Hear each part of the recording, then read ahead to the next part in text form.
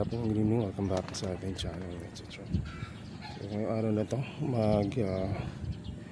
papadala tayo sa Tarlac ng V-Route ng mga plants.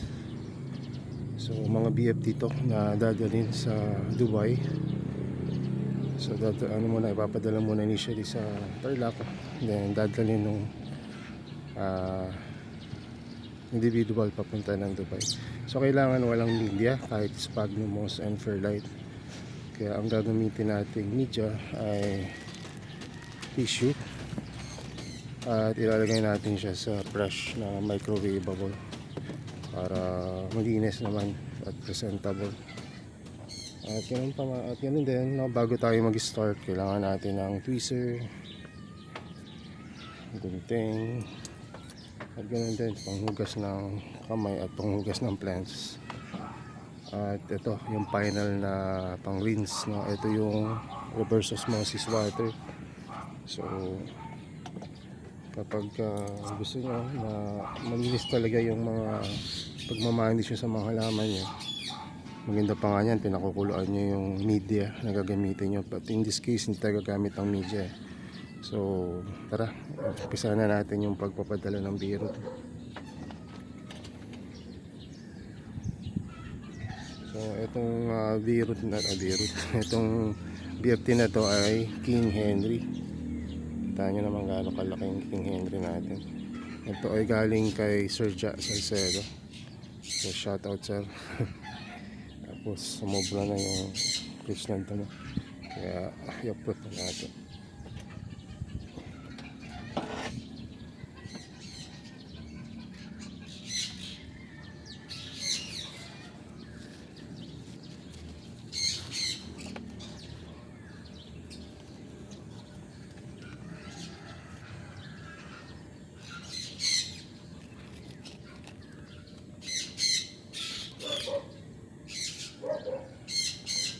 Dalawang try. Ayan.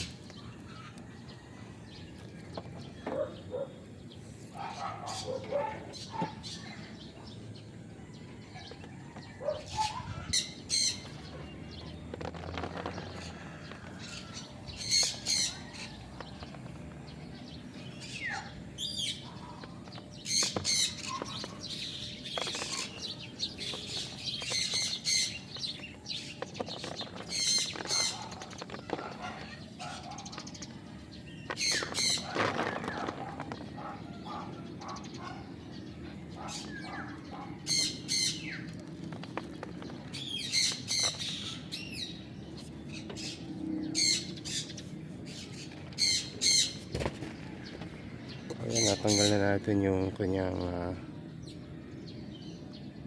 root system, yung kanyang media. So kita nyo naman kung gaano ka healthy si King Henry.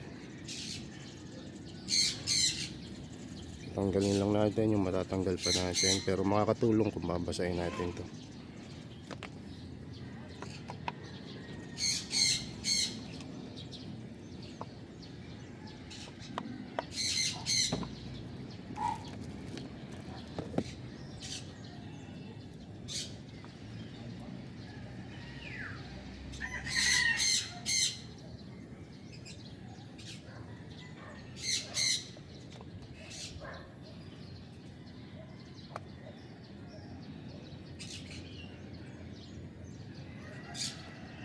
So tanggalin na lang natin yung mga black part kasi ina-uproot na rin naman natin para isang stress lang sa halaman.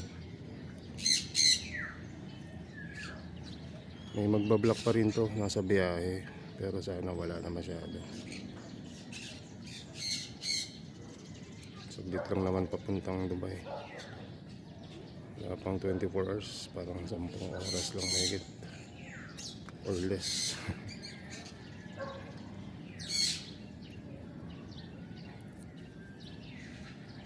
Punta na akong Dubai kaya lang hanggang airport lang. Connecting flight.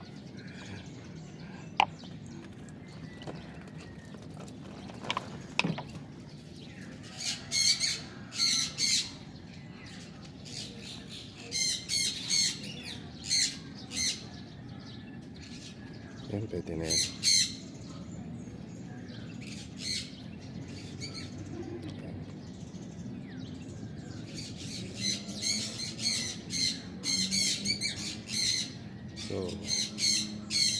Ngayon, bababad tayo ng konti dito sa RO water.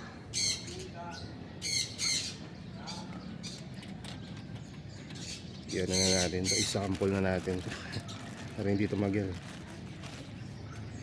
Ito yung tissue. Usually yan hindi ko na muna agad binabasa.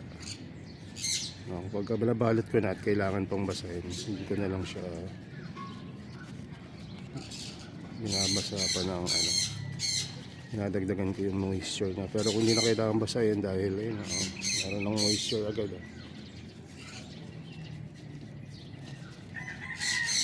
So kahapon nagpadala rin ako ng beetroot pero hindi sa ganito kalayo.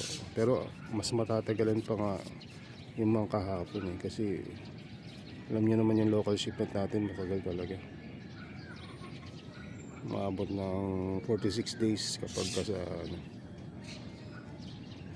sa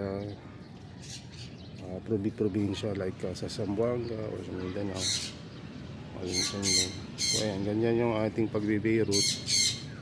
Tapos ilalagay natin ito sa mahabang ziplock mamaya. Ziplock, tama. Lagyan na natin dito kasi naiwan ko sa baba yung ziplock. Kaya natin ilagay dito ng kakasya. Ang laki ng laki ng King Henry. Pag yung King Henry nila nagkasya, ibig sabihin kasya yun nila.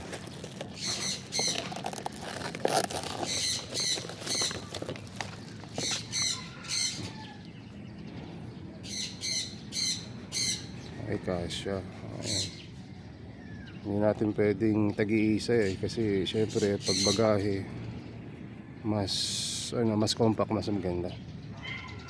So didiskarte natin yan mamaya paano hindi kaalog-alog, lalagyan natin ng tape sa baba. Pero sa ngayon muna natin i-beetroot muna natin lahat.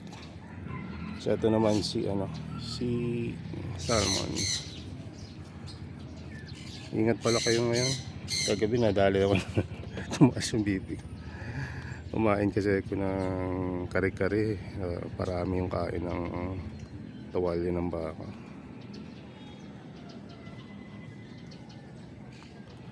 Hindi na talaga, kung wala kang exercise, hindi na talaga maganda yung puro karne. Dati nagbabike ako kaya lang nabisi na naman. Pero sigurado dahil lang ko lang yan. Dapat talaga may oras tayo sa exercise. Kung hindi pwede magbike, edi mag-walking. Kahit mainit, gabi hindi naman mainit. And hugasan na natin itong si salmon.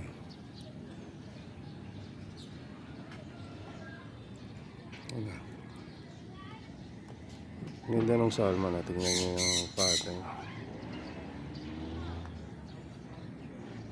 Grabe tong phone ko.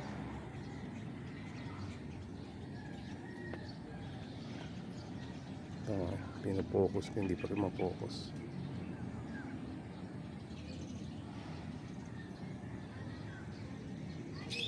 Anyway, diretso natin itong ginagawa natin. Mauubos yung oras natin kakapokus. Alam niyo na naman itsura ni salmon, di ba? Parang variegated. Variegated pala. Pero ito yung pinakamurang variegated BFT. Ayan.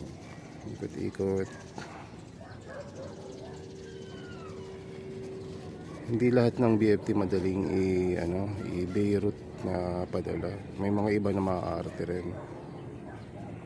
So ayan, second BFT. Ito third BFT natin, si Dutch. Siguro di ko nilalagyan ng ID kasi madali lang i-ID to lahat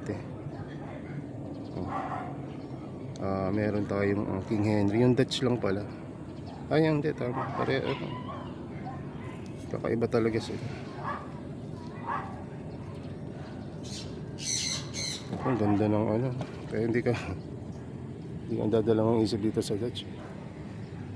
Sa lahat ng nire-replant natin, ito pinakamagandang root system, Dutch.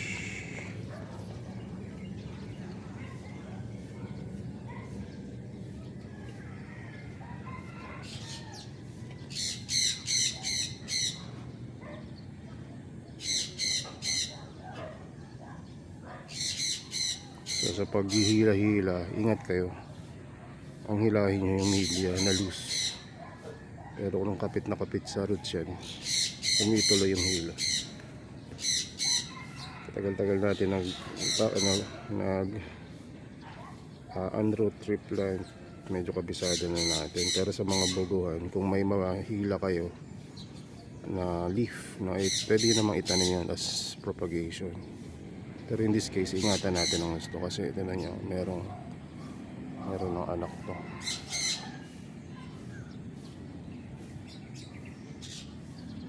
Nag-focus ka rin. 15 years. Oh. Meron na siyang another. Ito yung bagong ito yung dati. Ito yung bago na anak.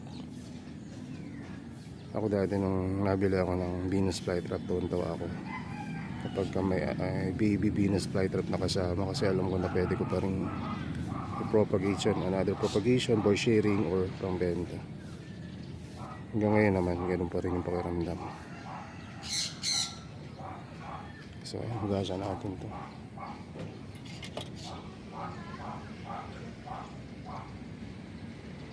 After hugasan, tingnan nyo kung gaano kalinis.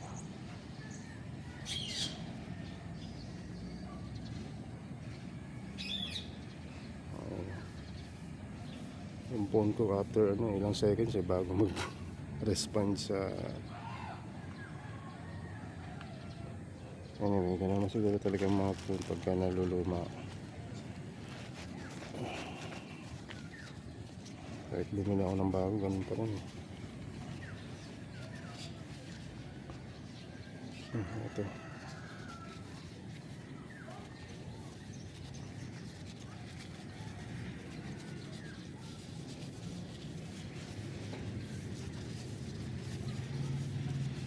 So another favorite. So mamaya natin babasahin kung kailangan lang, kasi ayoko na masyadong basa. So next is ito si Adentate. So mga BFT nyo kailangan confirm kung anong klase talagang cultivar. Itong si Adentate na to, noong una, sabi ko kaya ito, Adentate ba talaga to o Crenata? So tinanong yung source ko, Adentate nga daw. Actually pares naman silang rare, si Crenata. Ang gusto ko lang kay Adentate, sabagay di ba ako nagkaka-Crenata dati hanggang ngayon, ang gusto ko kasi kay Adentate, yung kulay niya kapag ka nag-mature to, nagpupula siya. So hindi lang naman beginner ang mahilig sa makulay, no? Pati tayo.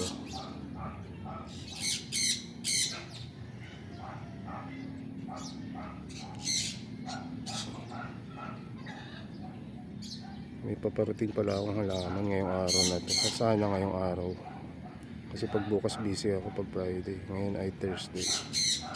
So ayun, naka-sale din tayo sa time ng recording na to, 25% discount. Pag ito babakasyon lang tayo sa gilid, hindi magbabakasyon sa Boracay, bakasyon sa bahay lang. Pahinga tayo.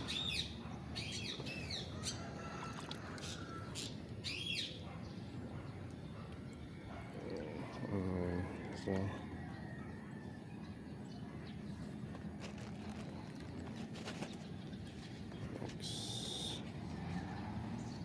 hindi na kailangan basahin to, medyo moist na.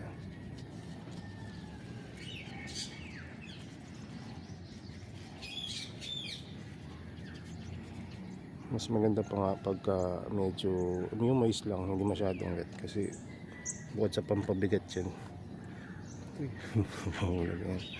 bukod sa pampabigat, madaling natutunaw yung halaman pag masyadong basa. Ito naman si Red Piranha na nag-a-upright.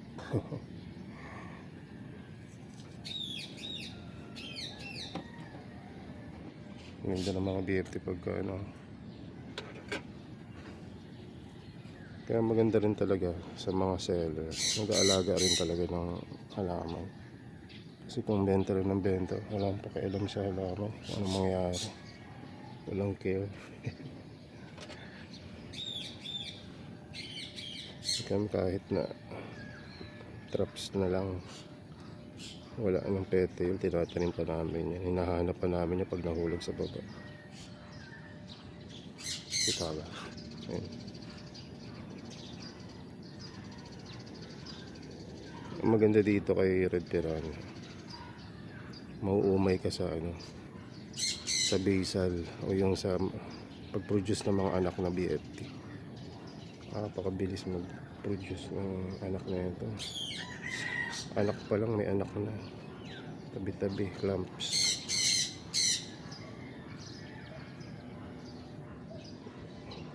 Ayan, sugasan natin.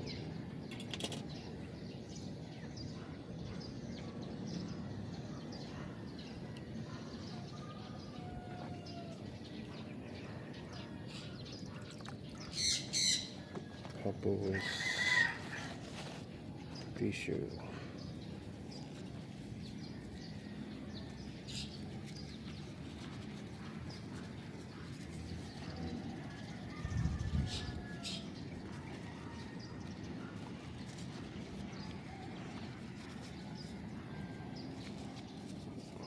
Sa mga experience na, mas maganda kung biro ipapadala kaysa patek.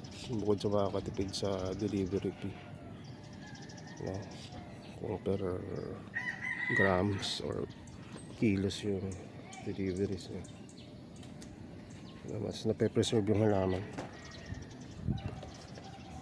So, ayun natin kung kasya naman siya sa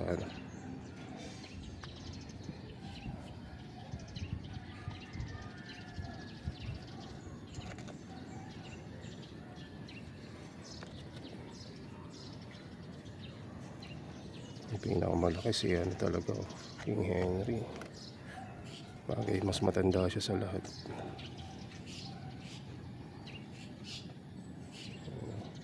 Tayong pang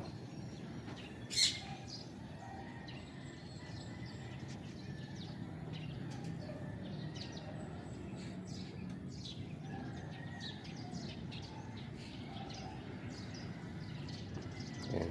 Tapos hindi natin dito.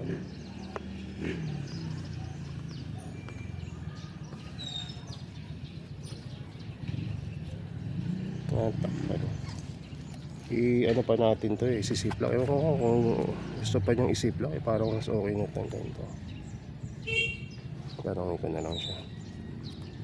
Ito pa ilang naman yan kasi pag siniplak na, magpo-close yung mga traps lahat.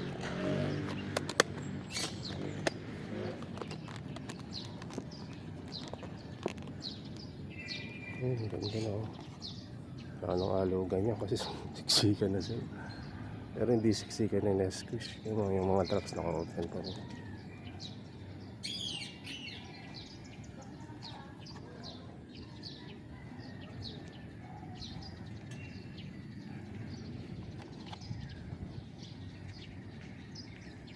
So yun lang, ganito lang pag-ship niya. So mas fresh na marireceive kung ganito. Kasi ma-identify nyo agad pagdating sa inyo kung alin yung nangitim, kasi tinanggal na yung mga itim. Tapos yun, very compact. Hindi kahit ihagis to, kumbaga yung pinaka-impact niya pag hinagis hindi ganun kalakas. Hindi tulad sa maliliit. Pag hinagis, na madaling balutin nung papadala sa inyo. Madaling diskartehan, lagyan ng styro, bubble wrap, carton, kaysa sa sobrang laki. Kasi may limit rin yung dimension tsaka weight Tsaka syempre pagka malaki, ang tendency ng mga mag-ship, yun, ihagis, hilahin at kalad ka rin. Pero pag ganito kaliliit, diba, mas easy to handle. So yun lang, mamaya gagawa tayo ng video about acclimation ng mga tissue culture plant kasi may nag-request. Wala naman tayong tissue culture plant dito, pero may experience tayo sa pag-acclimate dati kasi nag-aaral tayo ng tissue culture but hindi naman natin na-practice. Pero nabili tayo ng mga tissue culture Venus flytrap dati sa isang university sa Philippines. So ayun yung nag-umpisa tayo para maparami yung mga plants dati. So, yun lang. God bless. And bye-bye.